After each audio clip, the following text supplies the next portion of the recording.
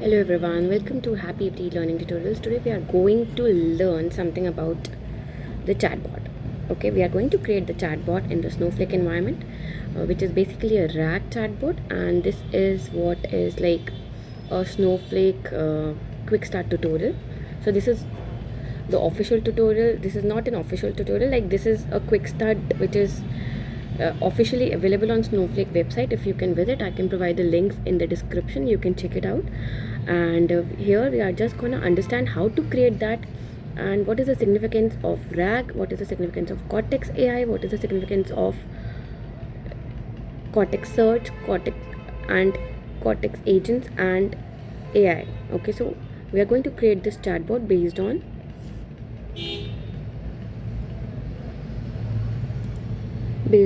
the requirements. So before doing all this, what is this?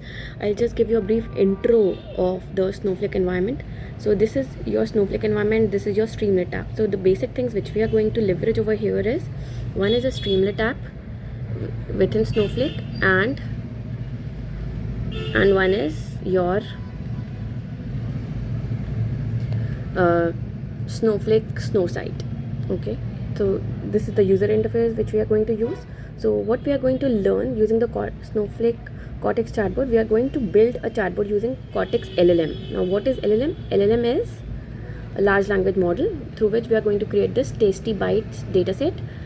We can create the customer Q&A, we will analyze, and based on the logs generated and the data loaded in the JSON format in our table on Snowflake, we can leverage those logs to analyze and create a chatbot to answer the user queries. Like here, user wants to create a franchisee for their Tasty Bite food truck basically. So they have a lot of questions and inquiries related to how they can create the chatbot, or how they can create their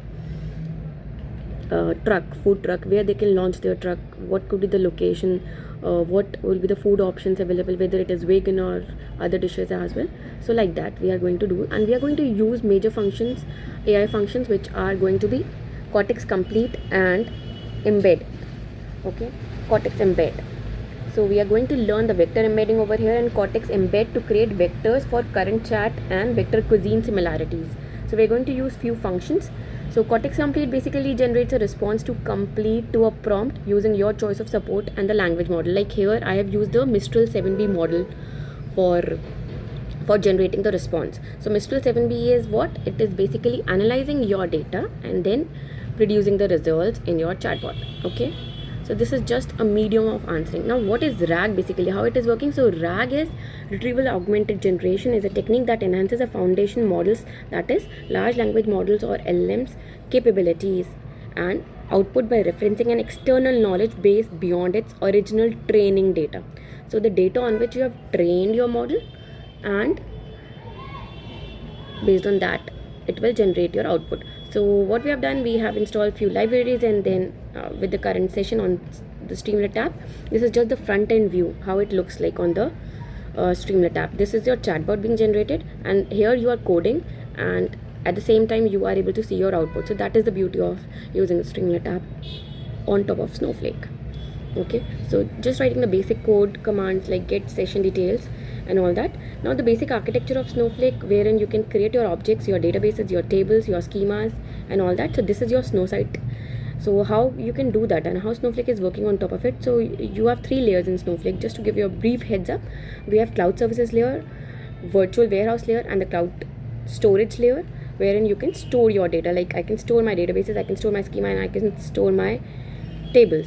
So how it will run? The second layer comes the warehouse layer or the compute layer. So it is going to run your queries based on your warehouses. So you can create your warehouses for your computing purposes, and you can set the minimum and the maximum nodes and the concurrency as per the requirements and volumes of your data on top of it, and the required compute capacity. And now come the major layer, which is your cloud computing layer or cloud services layer, which is basically the brain of the Snowflake, I would say.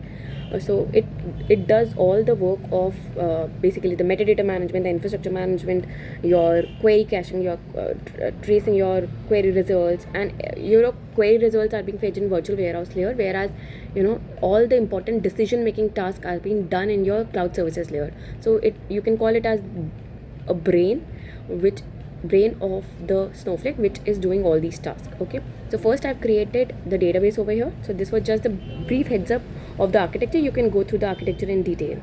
So you can you can create your first of all account on Snowflake using any of the existing cloud platforms, wherein you don't need to worry about the infrastructure, because it is managed by the 3 existing cloud platforms, which is either AWS, Azure, or Google GCP, wherein you can create the cloud account based on your availability zone. So you can select the nearest availability zone to your location, to your specific location, for the maximum performance and the results. Okay, so here we have selected the AWS account as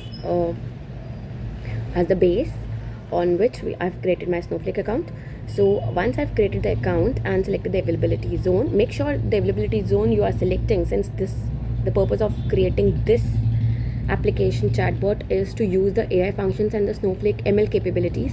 So make sure read out the official documentation present on the Snowflake website to check out whether the AI capabilities or the models which you are going to implement and use, like Claude, Sonnet, GPT, OpenAI, and Mistral, are readily available in your specific availability zone, region, or area you are selecting inside your Snowflake environment.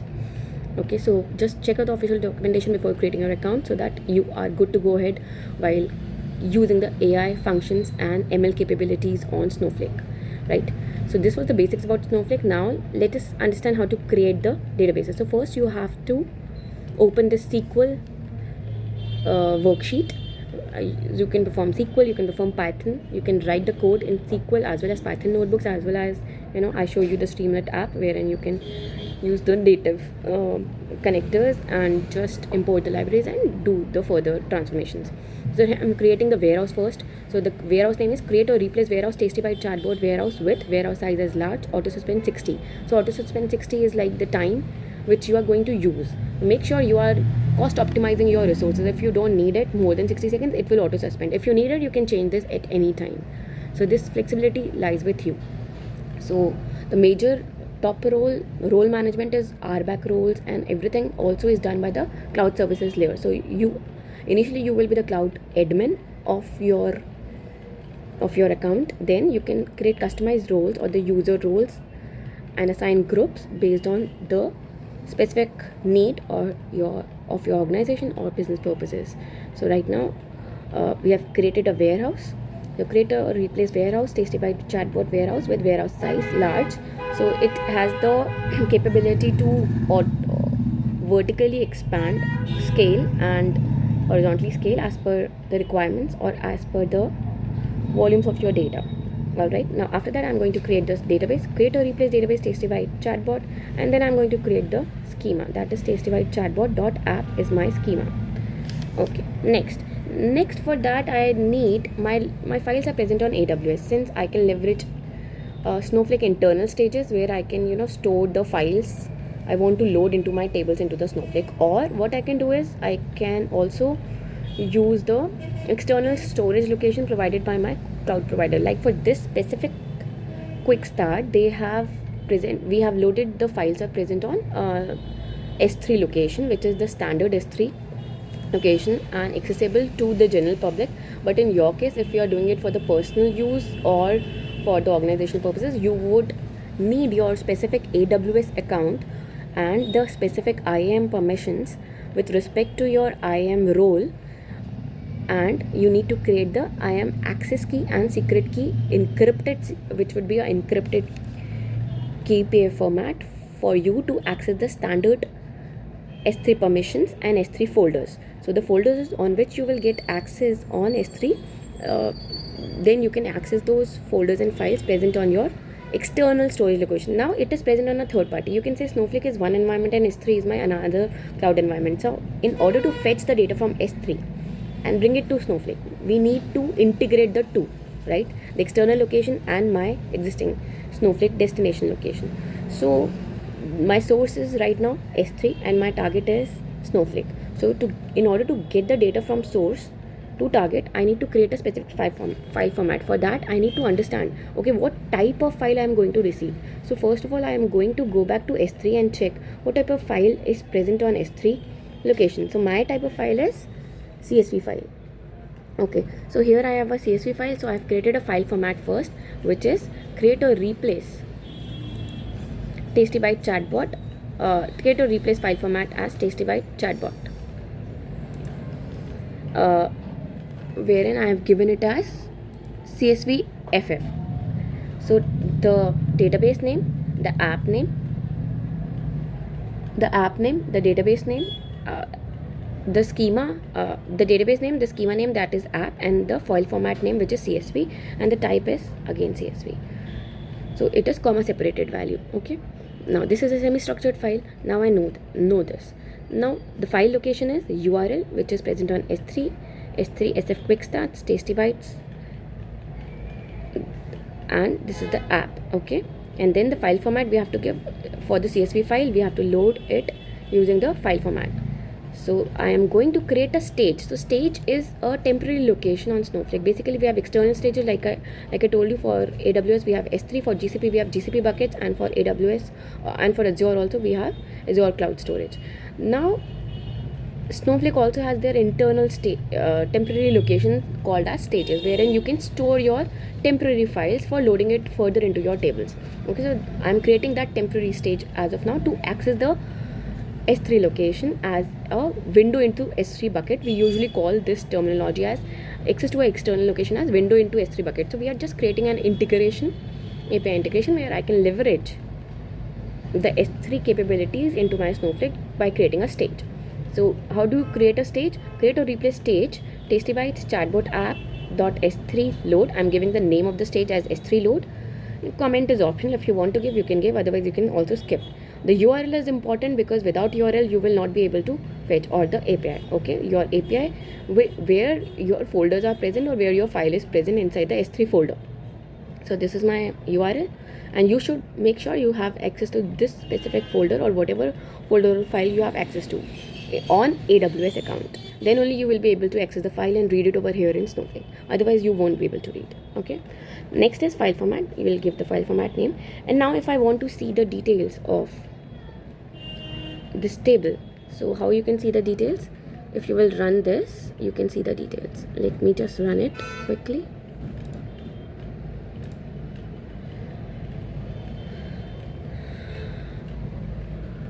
So let us see one by one.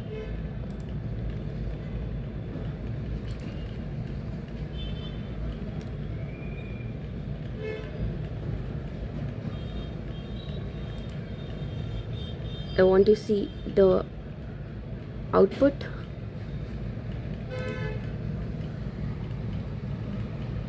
Okay, this is the URL and the file format. So I can see these are the files. Okay, if I'll run the list command, this is the file, this is the output. I hope it is visible to you. We have created the temporary stage, and after that if I run this list command, you can see the output here.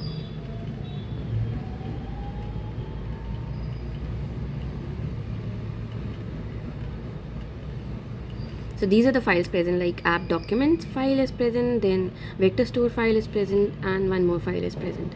So these are all the files. So you can see also the analytics of the files present on S3, like what is the size of the file and the encryption. So these are present in csv.gz. What is gz? Is your gunzip format, wherein all the files are zipped format. Okay, we call it as gunzipped in Snowflake. Now next is how to create a table. So we have seen there are two files, one is the document file and one is the vector store file. So for the document file, I'm going to create the table as create or replace table name as database dot app dot table name, which is documents, and it has two columns. One is relative path and one is raw text. So comment is optional. If you want to give the comment, you can give it, otherwise you can skip it. And we are defining the data type as varchar, which is the default format. Okay, now if you run this, since this, you have to just check your files in the stage before doing this. So how you can check it, you can just go here in the database explorer section, and you can check your stages and your files as well. So I'll just quickly show you this thing also, because this is, you know, the user interface, creating a detailed view. So these are all your databases which we have created in the database explorer pane, and then we have the schema. So this is my Tasty Bite chatbot database, and this is the app which we have created as the schema, and these are the 3 tables which I have created: array table, documents table, and vector store table. So inside the document table we have 2 columns. One is, and this is the stage, okay, relative, and one is raw text, and this is the stage which I was showing it to you. My stage lies in US West 1 AWS region, and this is how it is storing the details. So you have to enable the directory permissions somehow to view the details. Okay, so there is vector store and documents. So inside the document we have 2 gzip files, 2 CSV files, and we are going to load these files further into my documents table, and this is the gunzip format, like I told you, gzip format. The files are loaded from this S3 stage. And now let's go back to the app. Now let's go back to the table, and this is the file format also, okay, which we have created. So these are all the tables, schemas, objects, and file formats. Like we have created CSV file format. So these are all other options and the privileges which you can give in your file formats as well. Okay, now coming back to creating the file, to creating the table.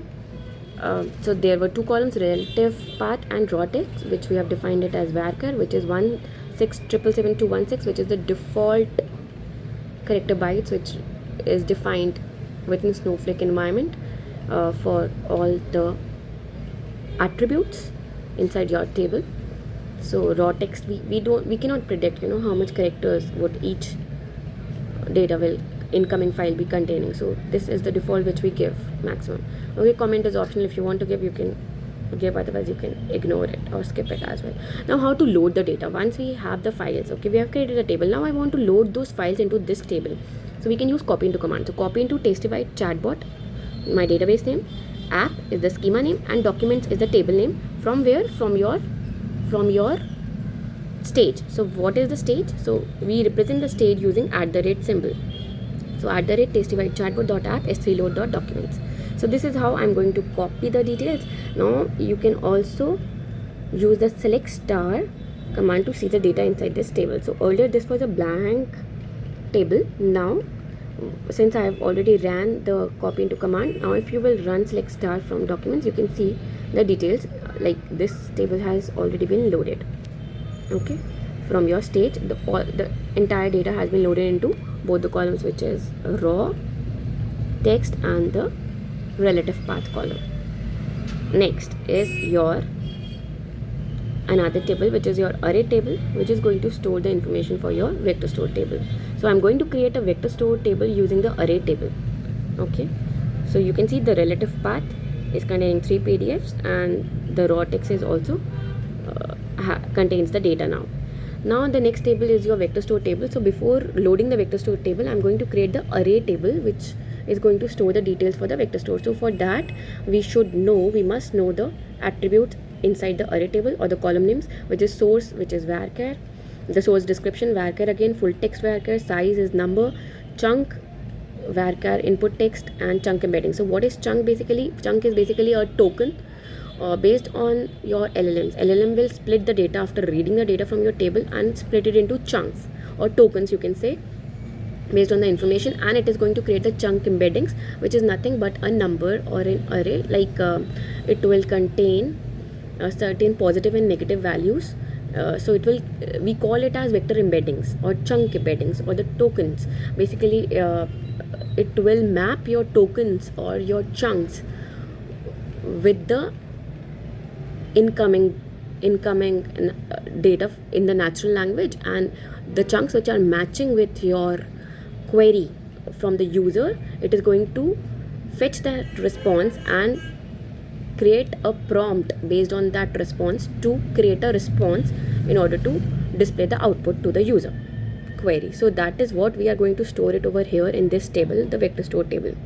Okay, so first I've created the array table, and I'm going to create a vector store table from this array table. So I've loaded the data of the vector store file present on S3 into the array table. Now each and every column will be the same into the vector store table, which I'm going to create from the array table. So create or replace table tasty bite chatbot app vector store, as I'll give the column names the same as is, which is source varchar, source description varchar, full text varchar, size is number, chunk is varchar, and input text and chunk embeddings as array. So we have displayed all of them as select star from your array table. So this is what we are doing. So we are creating a table from another table. Okay, so first we have loaded the data from S3 from your stage, and now into both the tables, and now from one table we are creating the vector store table, which is basically performing the major LLM task, which is going to read your data, split it into chunks or token embeddings, and create vector embeddings, and then create the positive or the negative, assigning it the you can say a number or a floating point number, which is being stored in the chunk embeddings. Okay, so we have given it as chunk embedding as the vector. So vector is basically positive or negative floating point value. All right, next. So after doing this, you can see the details. If I run this, the source contains the log, the source description contains some text, which is the varchar. Full text is again some just like a JSON file, which contains the header and then certain information inside the header, if you know and aware about the JSON. And then the other values like size of the file, full text, chunk being created, input text, and the embeddings, which is the floating point value. Let us see this. Okay, let's run this file and then let's see what is it showing. So I've created a vector store table from the array table, right? And all the values X will have the same data type apart from chunk embeddings, which will be now stored as a vector data type. Okay, which is again going to be a floating point value, as I was telling you earlier. So if you want to see the value, you can see it here in the output section.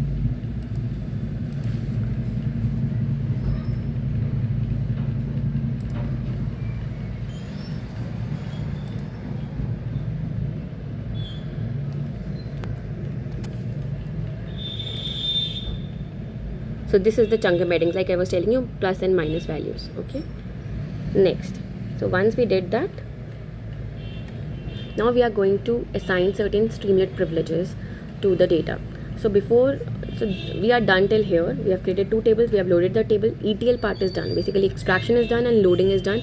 Now comes the transformation part, which we are going to do and perform it on using the UDFs and using the LLMs and Cortex complete and Cortex embed functions. We are going to do that on Streamlit app. So we have to assign certain permission before accessing the Streamlit app. We have to assign the privileges to access the Streamlit. So how we can do that? So for doing that, you have to grant the permissions, grant usage on schema, grant usage on database. You have like your database is tasty bites, chatbot role to public, schema app to public, grant usage and create Streamlit on schema, tasty bite chatbot app to the role public, and then create the roles. Once you have granted the permission on schema and your database, the create and the usage permission, then you can go to the Streamlit app. From where you can go to the Streamlit app, basically you can go to the Streamlit app from the top left menu. Just click on the first projects button, then click on the Streamlit app. Once you click on the Streamlit app, you will get this interface wherein you can select the database and your role. Like I have created tasty white chatbot app, so you have to click on the top right button here where we have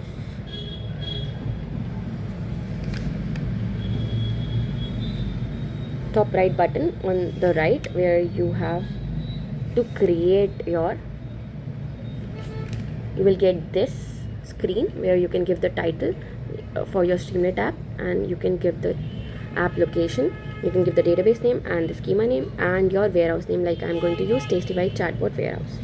Okay, once you are done, click on create button over here, and then once we are done with this step, your user interface for the Streamlit app is going to open like this. I hope you are able to see this. Okay, now we have to import the, so this is a, this is a default setting. This is a default setting. You have to write your own script or the code which is available on the GitHub repo, or you can write it down yourself, but make sure before writing the code you have to install the Snowflake ML library and specify the versions for these existing packages. So this is a very important step. Unless you do that, your Snowflake environment will not work for Streamlit. So for this specific quick start, we need another package which I'm going to install, Snowflake ML Python connector. Okay, so Snowflake ML Python is the package which we need, which is an inbuilt package. You just need to install it inside your Snowflake environment by clicking on the drop down on the packages on the top of your page. So you can select the automatic version. The latest version is recommended to be selected always. So once we are done with this step, now you can go ahead and start with your execution of the script. So the script we have is this one. So you can copy the script from the Snowflake Quick Start Guides. I've given you the link. This is also available on the official channel. So this is just my working model. So I just wanted to create this so that we can utilize and create n number of use cases using the same. So you can also create this for credit card applications, for masking or sensitive information. You can create for healthcare apps or for the doctor's app, or you can create it for academic counseling or the student fees purposes or any set of queries. You can create this chatbot. So the first step for creating this chatbot on Streamlit app, we have to import the library. So all the libraries which are there are, let's quickly have a look after installing the packages. We have pandas as PD, then we have matplotlib, Snowflake Streamlit as ST. So whenever I'm referring to ST, I'm going to use the Streamlit. Then snowflake.snowpark.context, whatever context the session parameters and the session information is being captured, and you can get it through get active session. So it is going to use your username, your role, your database, your selected database, your privileges, your schema, and the access to your tables based on your roles. So all the get active session is going to capture all those details. Okay, so that is an inbuilt function. Now next is from snowflake.cortex import complete. So this is a cortex complete function which I was talking about, which is most important and which we are going to use to complete this chatbot. Basically what this does is it generates a response to complete a prompt using your choice of supported model. Like I've used Mistral 7b as the model, so it is going to help me out to complete that. Next is import snowflake.snowpark functions as F, import snowflake.snowpark types as T. So whatever types we are going to use, we can use it using the Snowpark types. Now next is Streamlit page configuration. So set page, whatever I'm going to type over here is going to be printed on the right hand side. So this is how we do the coding in Streamlit. So st.setPage underscore config, layout is wide, initial sidebar, we are just giving the details for creating this Streamlit app. So this is the instruction. Now st.title, I want the title as Tasty White Support Customer QA Assistant. So instead of assistant, we can give it as QA chatbot. So whatever you do it over here, it will be printed on the right hand side. So once you execute the code, okay. Get active session is a variable which is going to capture the details of your session.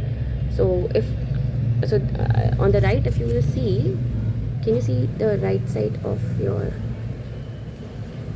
can you see the right, if I run this, get active session details.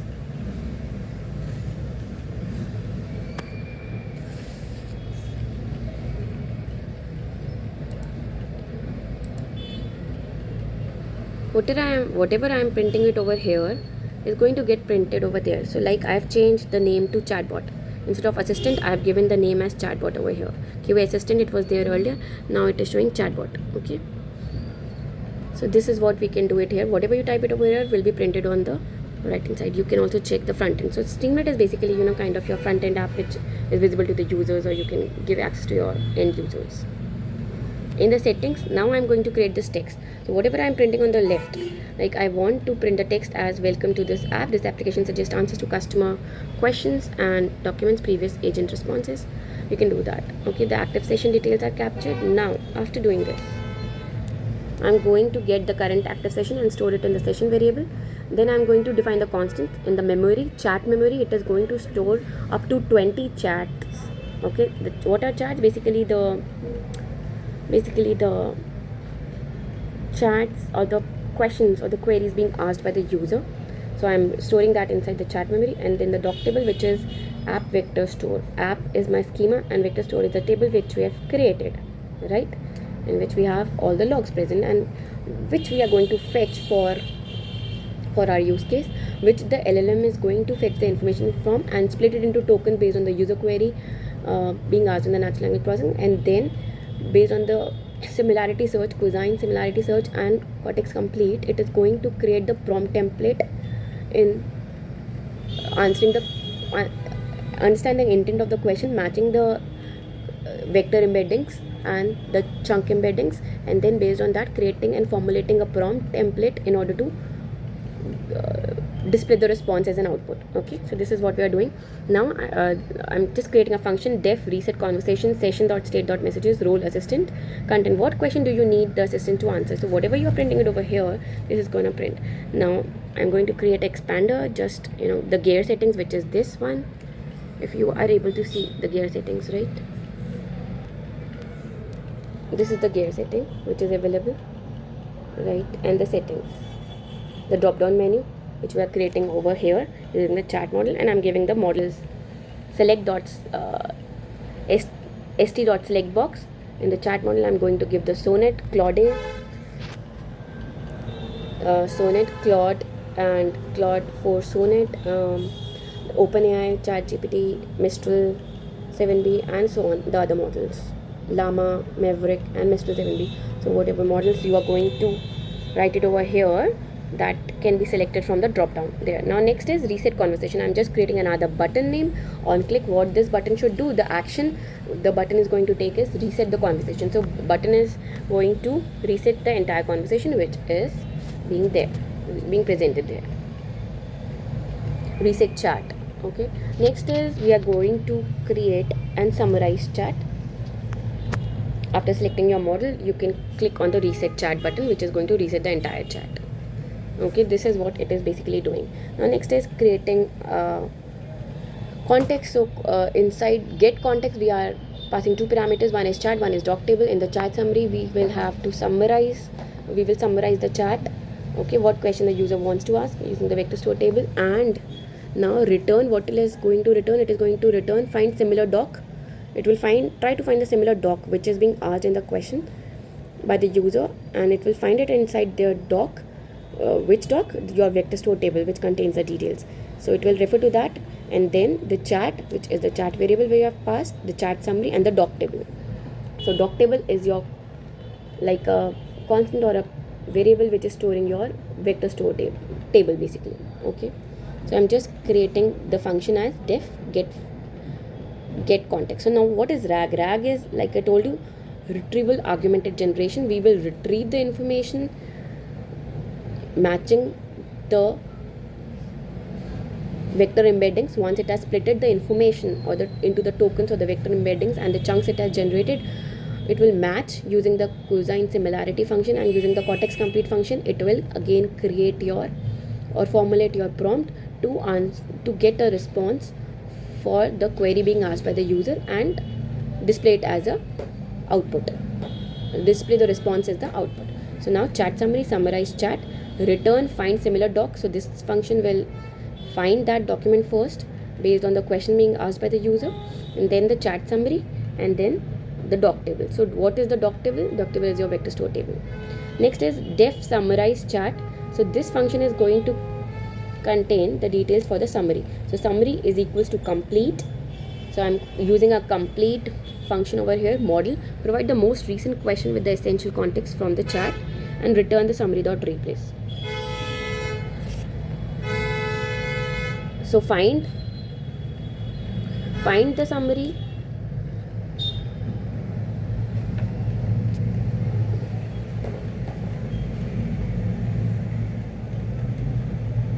so summarize is going to do that. So basically complete is generating a response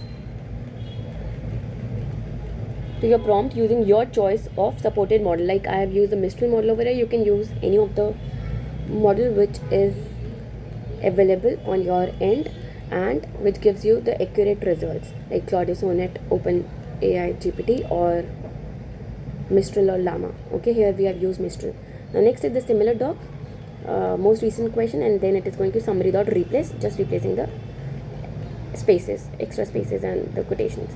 Next is we are going to use the cosine similar document function, which is going to contain two parameters, one is text and one is a doc table. I hope you are able to see this as well. So I'm going to use the complete function to complete the results and the chats. Next is similar doc, text, doc table. So definition, find similar doc, text, doc table. So doc is going to contain the session.sql. I'm just writing a simple SQL statement which is going to select input text, okay, the source description, which are my columns. Third, using the vector cosine similarity function, okay, vector cosine similarity function, basically which will search the context in the pipeline and then refresh it in the vector store and create the chunk embeddings in your content repo and generate the provided contextual answer by making relevant chunks part of prompt template that tells the LLM how to answer the question. Okay, so session.sql, selecting the columns from vector cosine similarity, so it will map, or you can say it will map the vector embeddings or the chunk embeddings based on the question being asked. It will split the input query of the user into chunk embeddings and it will map that chunk embeddings with the chunk embeddings present in your vector store table. Okay, using Snowflake.Cortex function, and then it is going to generate the response. With the help of LLM, it will generate the prompt template. Now from doc table, order by distance, description, limit is 1, I just want 1, and converting it to pandas itself. Final, creating the source, I'm just concatenating the information as plus documents and source description with the first index, with the first position or the first element, or you can say the first information in your index, with the index 0 means LOC 0 means the location 0 or the first location. So here you can go to this diagram to understand what is being done. So if a user is asking, a client is asking through your chatbot or any question, so what will it do? It will embed or search the question, which is split it into the vector using the Retrieval-Augmented Generation, which I was telling you, the RAG. So RAG will convert the user question to embed to compare the other content which is present. So user query is converted, retrieved first and converted into is embedded and converted into the vectors to compare the other content. Now the information which we have already stored in our database, which is our vector store table, we will do the augmentation using the cosine similarity function. So augment will keep the search and context current so that it will refresh it as needed and makes it available in the vector store pipeline. Okay, so it will extract the content and will map the content or try to find the similar context based on your natural language input query. And then finally, last but not the least, it is the Retrieval-Augmented Generation. It will try to generate a prompt to provide the contextual answer by making relevant chunks rented of the prompt template that tells the LLM how to answer the question. So this is being basically done over here to generate the response for the user. The relevant chunks once mapped the LLM will try to generate a prompt template as a response to provide it to the end user. And this is how the RAG is working for us beautifully to generate the questions and to generate the responses in the natural language, to answer the user queries asked in the natural language, and the output in the natural language without any technicalities. So the technicalities is being handled by us as developer on the back end, to using the beauty of AI models and the LLMs, and we can just see the outputs. Okay, now coming back to the code. Once this is done, we will come back to the code. So now st.info, I just want to display the info as a document summary, input text and location. Next is message is not in state. I'm just creating, if something goes wrong, what action should be taken with the Streamlit app. So if message is not in session state, has not captured the message, it will reset the conversation. If user message st.chat input session state message, I want to append means add or insert, basically update a role user content. I want to content based on the user role and the message being asked by the user. Okay, next is the session state dot messages. With st.chat messages, I want to display the message as a role based on the user role, st.markdown message as the content. Now it is going to capture st.session_state dot messages -1 role if it is not an assistant, if the role is not equivalent to the assistant. Since we have defined the role of this chatbot as an assistant earlier, if you remember, now if the role is not mapping or role is not matching, then what action should be taken? So it is going to store the information inside the chat variable. You can say st.session.state.messages. It is going to store the chat memory, replace all the extra spaces and the quotations, and then with st.chat message assistant, if it is the assistant role, then with st.status as answering, it is going to provide the answer to the user. Expanded is true, it will expand the column as status. Okay, and then it will write it and display it on the Streamlit output window. It will write st.write finding relevant documents and support chat logs.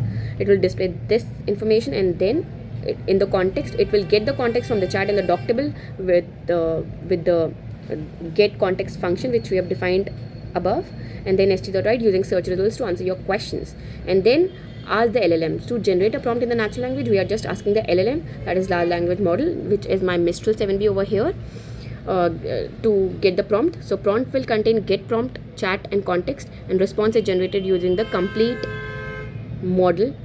function, which will contain two parameters. One is the model and the prompt information, which is generated through the LLM itself.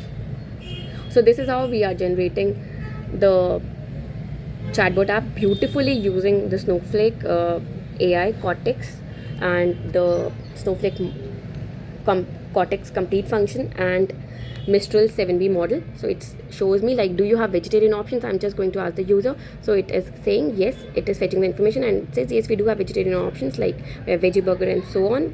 And it shows me a complete function that the chatbot has answered the user query, and this is being completed. Hope you like this video, and we'll further create more things to have upskilling and new details regarding the Snowflake features and AI chatbot. So you can use this and leverage this chatbot in several other use cases like the banking applications I mentioned, for the credit cards, or for any other department. There are several departments in the bank. You can create the chatbots for user queries and automated answering of the user queries by training your chat models to answer a user query based on a specific question. You can also create it for the healthcare apps or doctors and patients app for n number of diseases, which is there. Then you can also create it for the academic counseling or the education detail purposes, for the fee counselings, or for the fee reductions or the discounts being provided, or the type of courses being offered in your universities or colleges, like that. So there are n number of use cases we can use and leverage the beauty of using the LLMs and the Snowflake Streamlit app using the RAG. So this is all about my tutorial today and my hands-on on the quickstart. Hope you like it. If you like it, do like, follow and subscribe to the channel. Have a nice day. See you later. Bye bye.